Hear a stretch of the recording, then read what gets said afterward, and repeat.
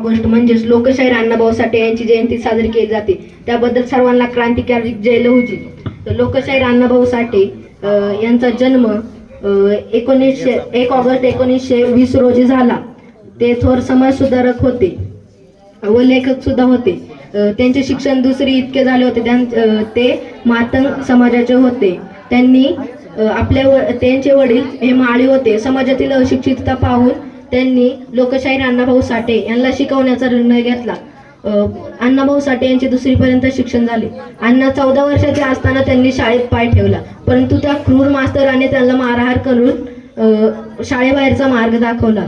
इंग्रज सरकारने अण्णांच्या जमातीतील लोकांना पूर्वीच गुन्हेगार म्हणून सिद्ध केले होते.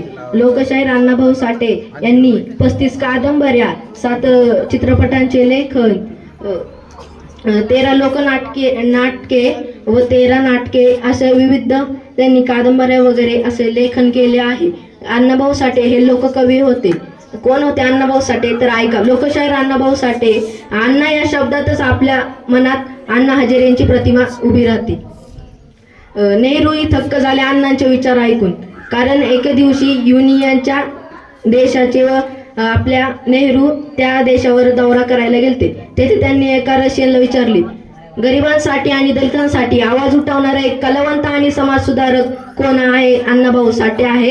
तर त्यांच्याविषयी तुला काय माहिती आहे?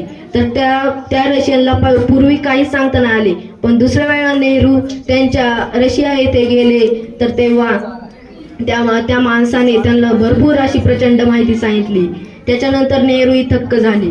नेहरू म्हणाले, आमच्या महाराष्ट्रात हे अण्णाभाऊ साठे असे लोकशाहीर आहेत.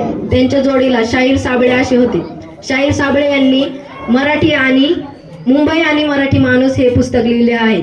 तुम्ही ऐकलं असेल की माझी मैना गावाकडे राहिली, माझ्या जीवाची होती या कायली. हे लोकशाहीर अण्णाभाऊ साठे यांनी लिहिलेलं नाटक होतं. तर लोकशाहीर अण्णाभाऊ साठे यांना अस्पृश्यतेचे खूप चटके सोसावे लागले. पण अस्पृश्यतेचे चटके सोसणे म्हणजे काही साधे नाही. जर याच्यावर बोलणं झालं तर डॉक्टर बाबासाहेब आंबेडकर यांनी खूप अस्पृश्यतेचे चटके सोसले आहे. शेवटी लोकशाहीर अण्णाभाऊ साठे यांचा मृत्यू 18 जुलै 1996 साली झाला. धन्यवाद. जय हिंद, जय महाराष्ट्र, जय लहुजी, जय कर्मवीर.